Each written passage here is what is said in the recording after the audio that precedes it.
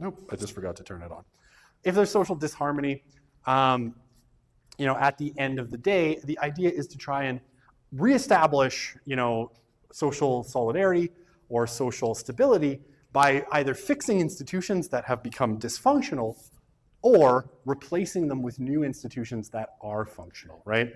So, yeah, I mean, if you are in a situation where things are not working, right, you ultimately need to potentially replace those social institutions with other ones, if that's going to lead to more social stability. Okay, I think I fixed that. I had forgotten to turn on my microphone. So many little pieces to go. All right, sorry about that, people watching at home, staying warm, where all of us are actually in this room here, boiling to death because it's like 1,000 degrees, and we dressed for outside weather. All right, that's what I get for wearing a long sleeve undershirt. I'll have lost half my body weight by the time I go home. All right, so other functionalists, right? So outside of Emile Durkheim, there are tons. And this fellow is one of the more famous ones, right? And certainly one that has left, a sort of, I don't want to say indelible, but certainly a big mark on functionalism in the West, in Canada and the US in particular. Okay, so Talcott Parsons, right? Principally active in kind of the post-war period, right? So into the 50s and through the 1970s. A pretty prominent sociologist.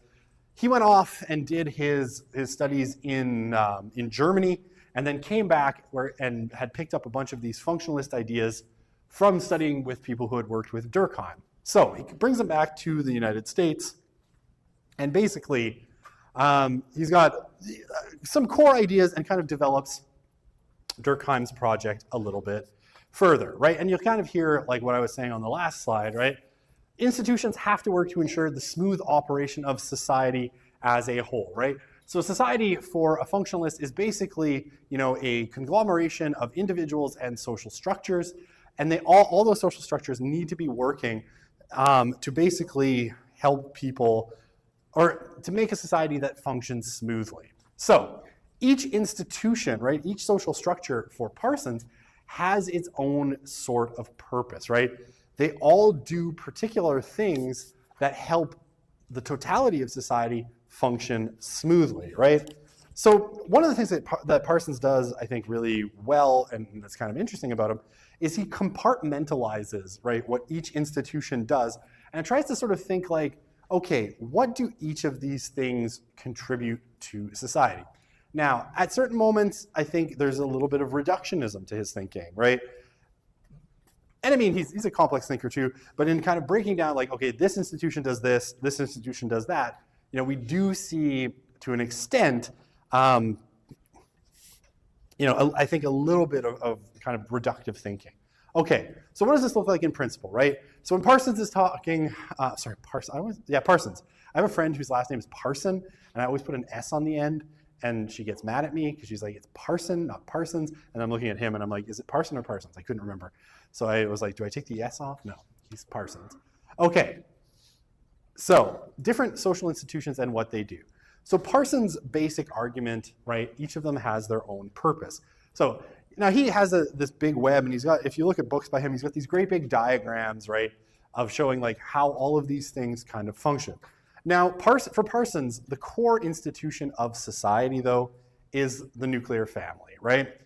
Basically, he suggests that at the core of society is the family, and everything else sort of radiates around the family, doing different things.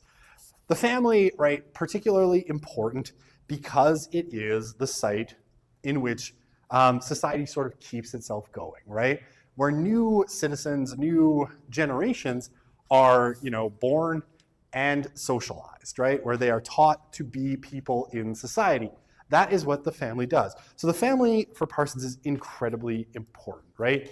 No other institution really can take its place because it is that central locus.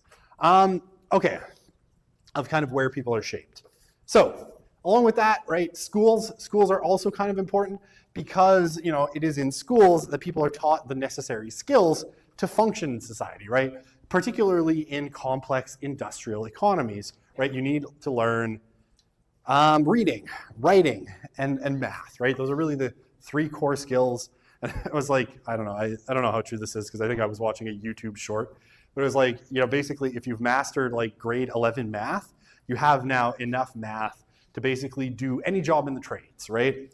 You can, you've got kind of Pythagorean theorem, you can do almost any trades job if you've kind of got grade 11 math, right? So schools, and then obviously the more educated level of society or of job you need, the more school you need. But basically schools are about teaching necessary skills and to an extent, kind of social values, especially values of the state, right? So things like citizenship, what it means to be the citizen of a country, right? These are all things that are supposed to be kind of part of school curriculum. Okay. I mentioned the economy, right? Before, I don't have it on the slide, but according to Parsons, the economy is there basically to provide people with means of supporting themselves, right? So it's supposed to provide them with the goods and services that they need and the means to supporting themselves. And that's what the economy does. The military, right? So armies, what is the military there for? Generally, it's to protect society from external threats, right? So whatever it is, right? The neighboring state, so neighboring country, other countries, other threats out in the world, terrorism, whatever it happens to be, that's what the military is there to do, to protect from threats from the outside. Now, I guess on the flip side, the police, right? Police exist to protect people or society from internal threats, right? So things like crime, crime, rioting, general disorder, that's what the police are there, according to Parsons, to do.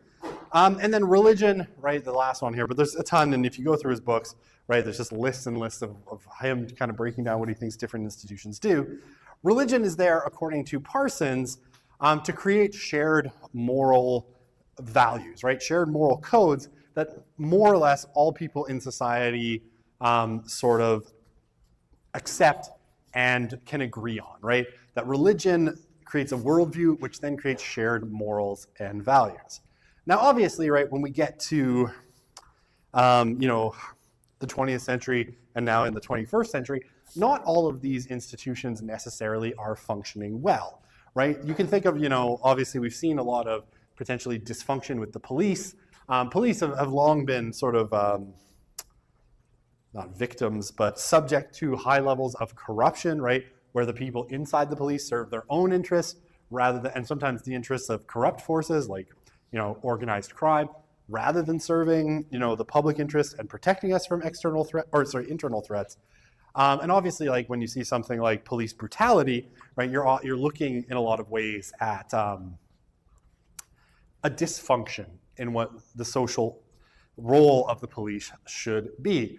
Religion as well, right? Religion seems like it's sort of fallen into dysfunction in the late kind of 20th century, early 21st century, where it used to provide shared morals and values. And now, as people are becoming less religious, it doesn't seem to be doing that as much anymore.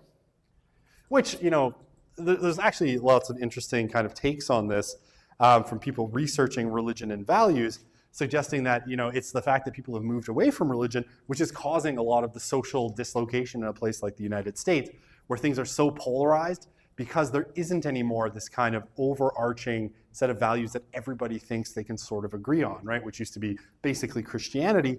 Now, it's much more pluralistic. People who say that they have no religion is somewhere around 30% of the population, which means, there's less social agreement, which is leading to a lot of that kind of social dysfunction in the US. Okay.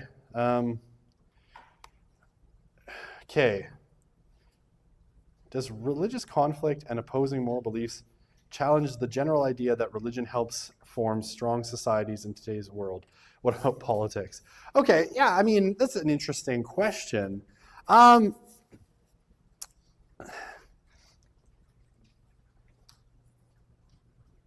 to think how to answer that. In general, right, religion has historically been a fairly cohesive force within particular groups, right? It's actually provided kind of, even between, say, Catholics and Protestants, for the most part, following, the the 17th century and the Treaty of Westphalia, it's generally been something that people could sort of agree on the general values of, say, Christianity in the West. It's obviously gotten a lot more contentious as, it's less shared, right? As even like the basic codes, as there's more people who consider themselves non-religious, and as you have more other religions in, say, a society like ours, there's a lot more religious conflict because it can't, serve that function because not everybody ascribes to it. So I think, in general, if everybody sort of shares a set of religious beliefs in a society, and that's been the norm historically, it will create a lot of cohesion and shared values. We're living in something of a historical anomaly, right? Where that isn't the case in our society for lots of different reasons. Okay, so politics. Oh, what's the purpose of politics in Parsons' sort of calculus? It's an interesting question. Politics is basically, according to Parsons, sort of a way of maintaining, people's consent, right? It's about, governing, organizing the society, and giving people a sense that they are, controlled by forces that are in their interest, in general, when it's functional. Now, obviously, there's a lot of dysfunctional politics. I think it's the Iowa caucus today, so we're about to see dysfunctional politics in action as Trump, I think, will stunningly win the Iowa caucus by like 30 points. So that should be fun, right? And obviously, I think, we've now reached a stage where politics is probably no longer functional in giving people a sense that they're being governed, well. The media too, right? Media would be another one. It's meant to give people information about the world. And now I think we're in a situation of probably that social structure kind of being in dysfunction because it gives as much disinformation as information. But you could go on down the list of institutions almost endlessly. Okay.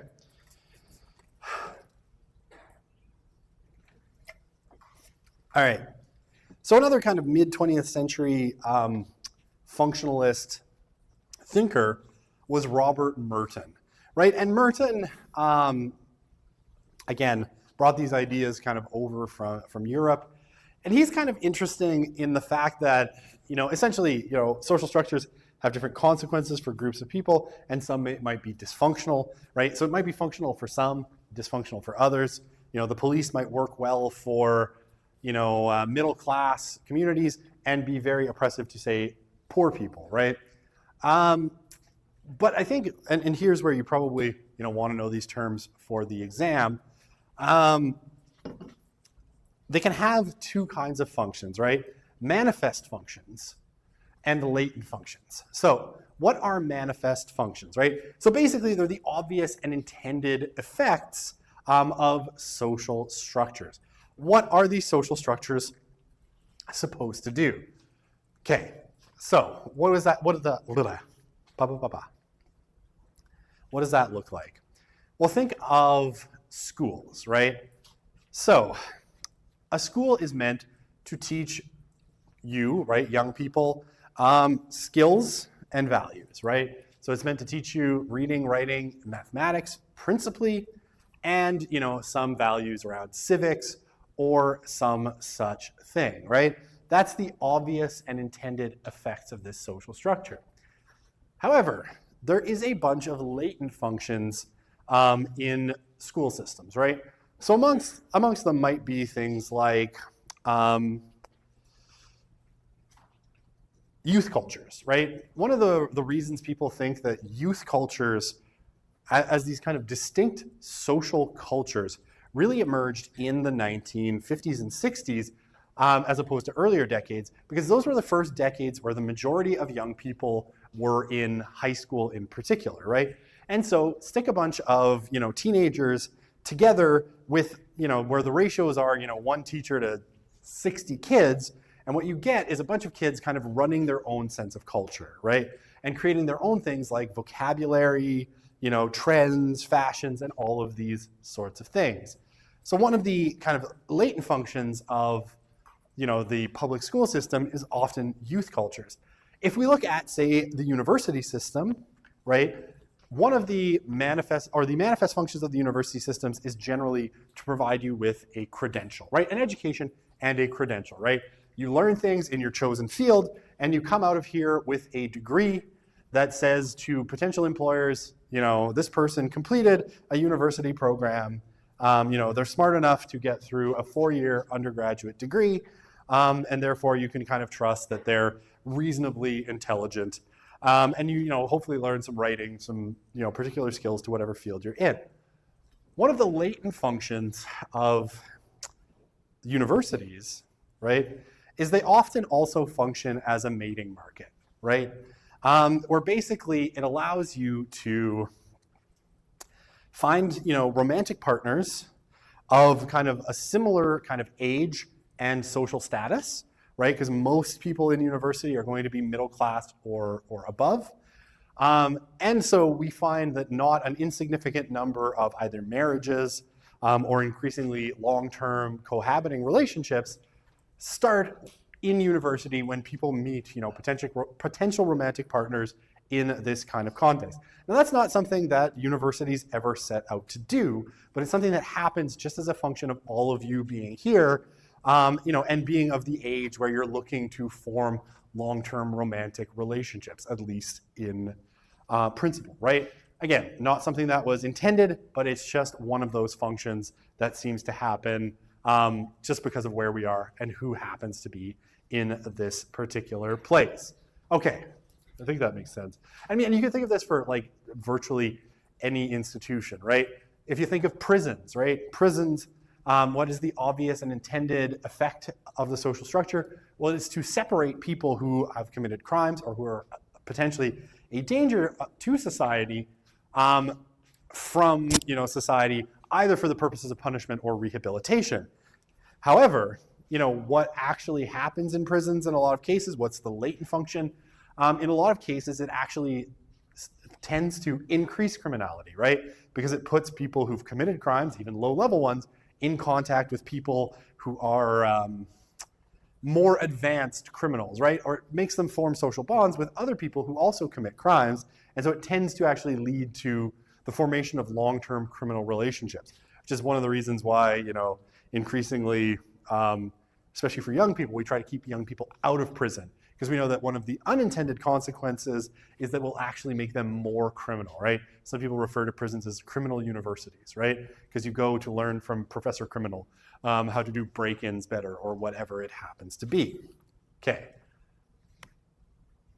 Oh, well, that's hurtful.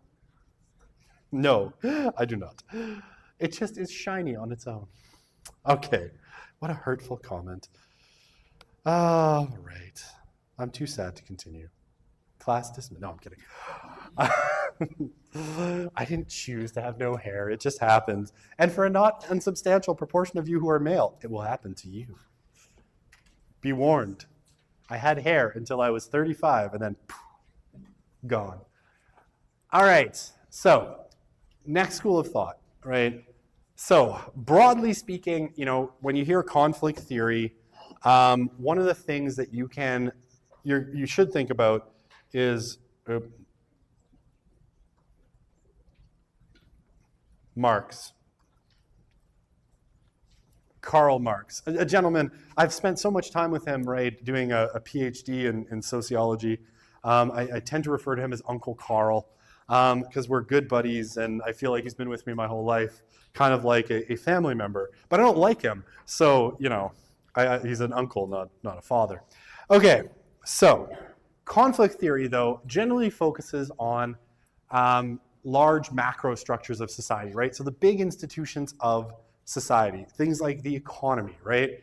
And Marx in particular, right? Early conflict theories or Marxist theories were really, really focused on economics, almost, and that's one of the criticisms of it, almost to the exclusion of everything else, right? When Marx opens the Communist Manifesto saying that all the history of mankind hitherto is the history of class conflict, he's saying that all human history is driven by economics, right? By the economy.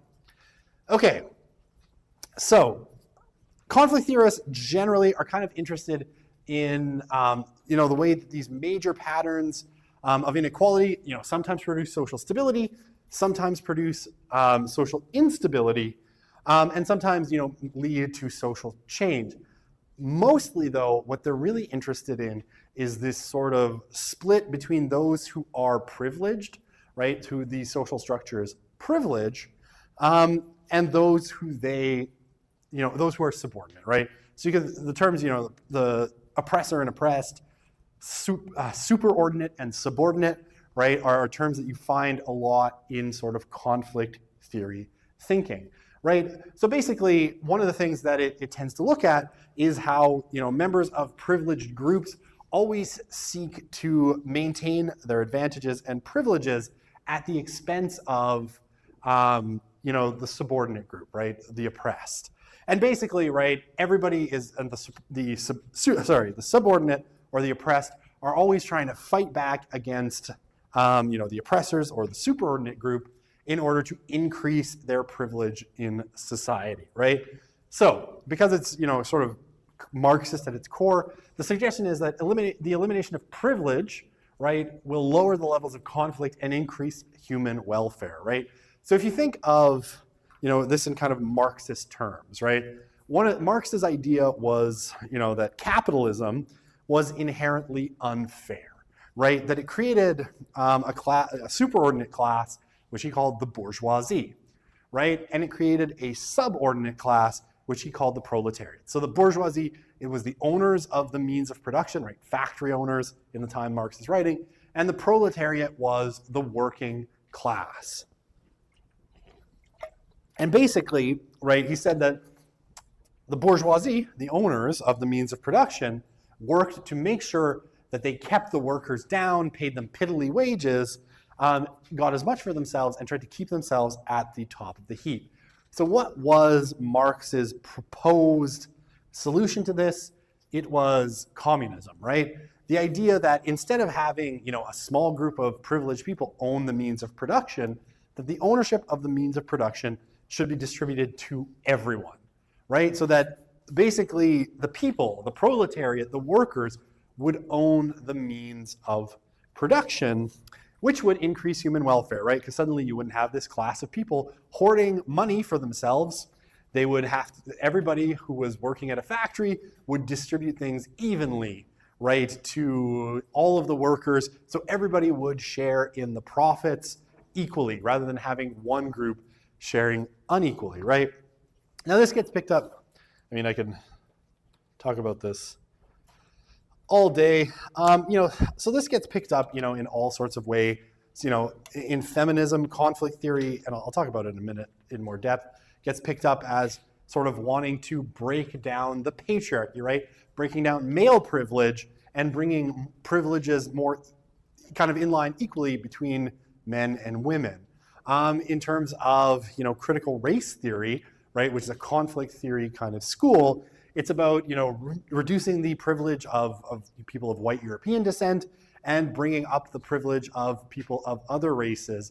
So a lot of, if you hear kind of popular discourses about, whiteness and how, the system or white people are trying to impose whiteness on other people to maintain their privilege, that's the kind of school that's coming out of. It's a conflict theory school. Okay, so yeah, this comes from, my buddy Karl Marx, Uncle Karl, 1818 born, dies 1883. Bulk of his work is done, between the 1850s and his death. Most known for, obviously, the Communist Manifesto, which becomes the inspiration for, socialist movements in all over, but really they took hold in Russia in the form of the Soviet Union and in, China in terms of the People's Republic of China, right? Both kind of have their basis in Marxist thought. And yeah, at the core of Marx's particular ideas is, like I said, this idea of class conflict. So it's primarily economic. Now, Marx takes a lot of guff for this. And specifically, like when I talk about Weber in a couple of minutes, Marx tended to be over-focused on just economics, right? He was really laser-focused on the economy and the history of ownership and class conflict in economics as the basis of all social conflict. And as people have gone forward and kind of adapted his thinking to other forms of life, they found other forms of privilege that also play a role in kind of certain groups being dominant, right? So like I said, the patriarchy or in gender relations, race and ways of conceiving race have all been seen in this same way. But Marx himself was really focused just on economics. Okay, let's see a brief, hopefully the sound works. I will try. Karl Marx. My sound is not working. Oh, maybe this. Maybe. Back. There we go. Karl Marx on alienation. Karl Marx believed that work, at its best, is what makes us human. Oop, wrong button. It fulfills our species' essence, as he put it. Work allows us to live, to be creative, to flourish. However, the reality in 19th century Europe was that work destroyed workers, particularly those who had nothing to sell but their labor. To the mill and factory owners, a worker was simply an abstract idea with a stomach that needed to be filled. The workers had no choice but to toil long hours for a pitiful wage. What was worse, their labor alienated them. Alienation is a disorienting sense of exclusion and separation. Factory labor, under capitalism, alienated the workers from the product of their labor. They made stuff they couldn't afford to buy, which disappeared to shops in far-off places, to make money for people who paid them next to nothing. The factory production line split jobs into meaningless tasks that made the hours at work tedious, empty, and bleak. They became cogs in a gigantic machine. Workers lived for the few hours at home when they could eat, sleep, and relax. The rest of the time, they weren't fully alive. This work also alienated them from each other. The only way out of this drudgery, Marx argued, was for the workers to organize and revolt. They needed to seize the means of production, leading to his famous rallying cry, "Workers of the world, unite. You have nothing to lose but your chains."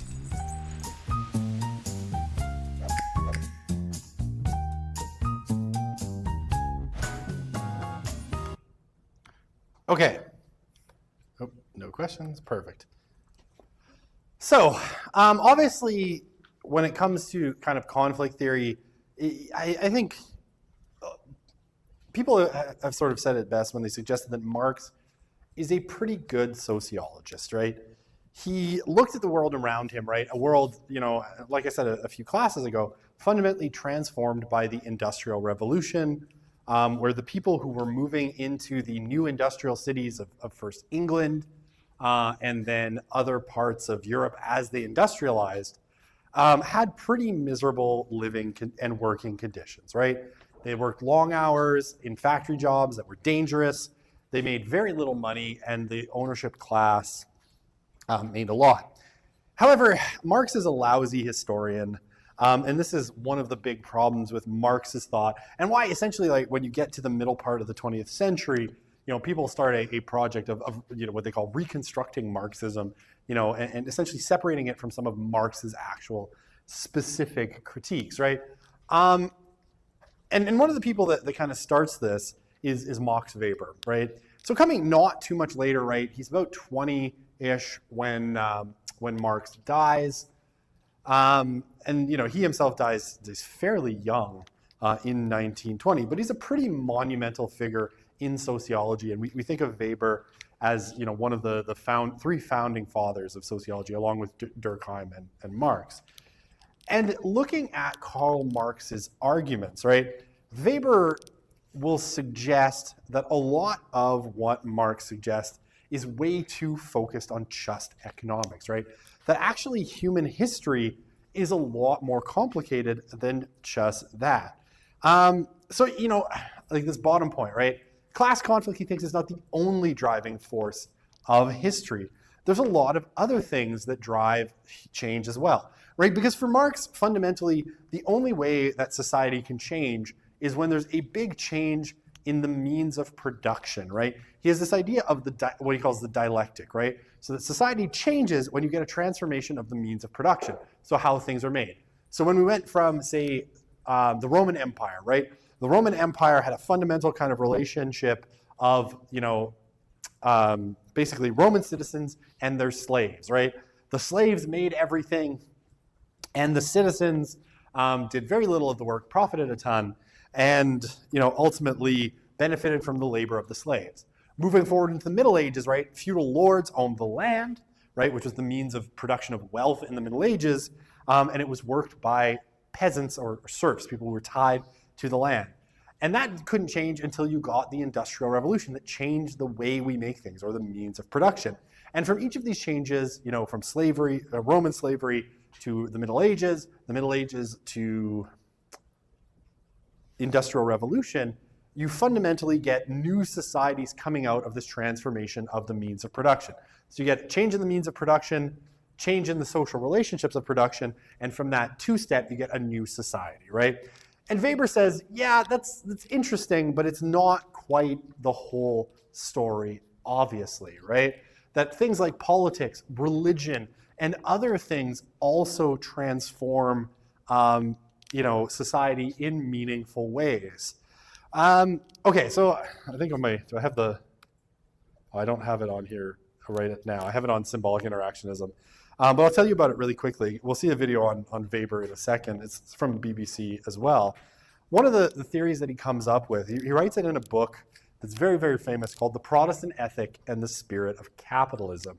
And what he says is that the Protestant Reformation, right, so that in 1517, if you don't know your kind of history of Europe, in 1517, a movement starts that basically splits Christianity in two between Catholics and Protestants, right?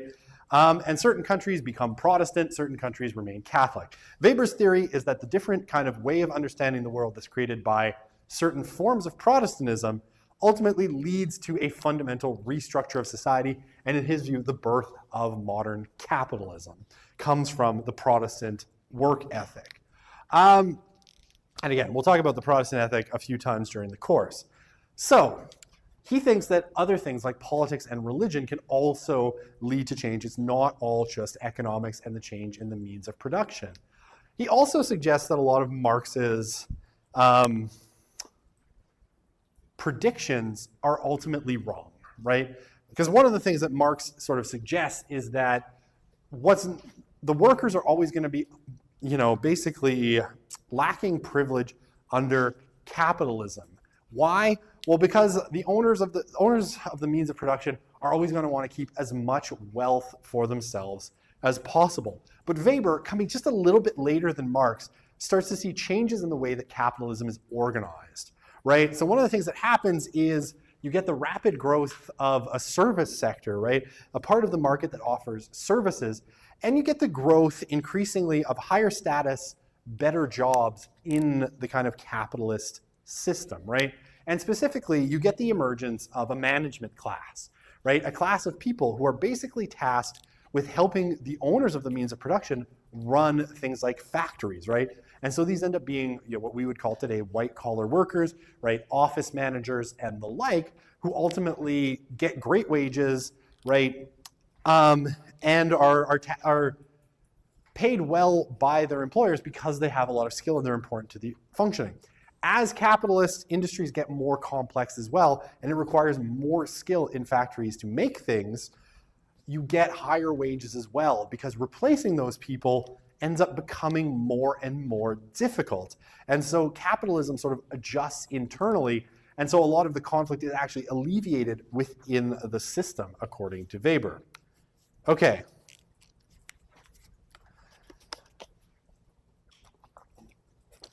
So again, what ends up happening is a bunch of American scholars go off and study sociology in Europe. They work with either directly with Weber or with people who worked with Weber, who were his students. And then basically, one of the most important ones is C. Wright Mills. And you'll remember him, right? He's the guy who talks about the sociological imagination. What is sociology? It's imagining how social structures are ultimately related to personal problems, right? So a bunch of people go off, study, sociology in Europe, right? Either with disciples of Marx or Weber. and they bring it back into North America. Now, North America, strangely, Mills will bring it back in the 50s, but North America is kind of weirdly infertile ground for conflict theory. The United States, for lots of reasons, has long been wary of communism, right? Like to this day, 3 decades after the collapse of the Soviet Union, right? In, say, Republican politics, the specter of socialism or communism remains a bugbear, the boogeyman that keeps them frightened at night, and for who, everything is socialism in a lot of the discourses. And so the US, in lots of ways, is really inhospitable to socialism and Marxist and conflict theory thought. Now, the 1940s, the end of the 1940s, the 1950s, and most of the 1960s in the US is also a kind of golden period, right? Where things are going really well. Wages are rising much faster than costs, right? Partially because industry in the US and Canada in particular survived the Second World War. So suddenly the US and Canada are producing goods for everywhere else in the world as Europe and Japan rebuild. And it's a time of really high wages and lots of prosperity. And in those cases, people don't really look at how the economy disadvantages them when their material wealth is growing so quickly. But come the end of the 1960s, this is starting to cool a lot, right? And specifically 1968 is a weird inflection point where a lot of kind of social forces kind of coalesce into a bunch of social movements where suddenly conflict theory and Marxist thought really do take hold in North America in major ways. I don't have time to do this today. Well, why don't I just start here? I don't want to let you go 3 minutes early. I'll say a couple more words about this, and then we'll talk about the cultural turn and post-structuralism, which are both conflict theory movements. So yeah, in the 1960s and 70s, conflict theory takes what's called the cultural turn. And the big kind of question that a lot of conflict theory thinkers, and specifically thinkers that had come from Germany, right? 3 in particular are really important: Theodor Adorno, Max Horkheimer, and Herbert Marcuse, all who are part of what's called the Frankfurt School. They came from Germany, and they were particularly opposed to fascism. And they come to the United States. They see a lot of social inequality, capitalism, booming, and they start to wonder, what is keeping capitalism going? Why hasn't there been a worker revolution anywhere but the Soviet Union? And basically, they cue in on culture as the key thing that keeps capitalism going, right? Through a bunch of cultural means. All right, we'll pick up on the cultural turn on Wednesday. We'll kind of leave it there, and there's a lot to talk about when it comes to the cultural turn. So we will see you on Wednesday.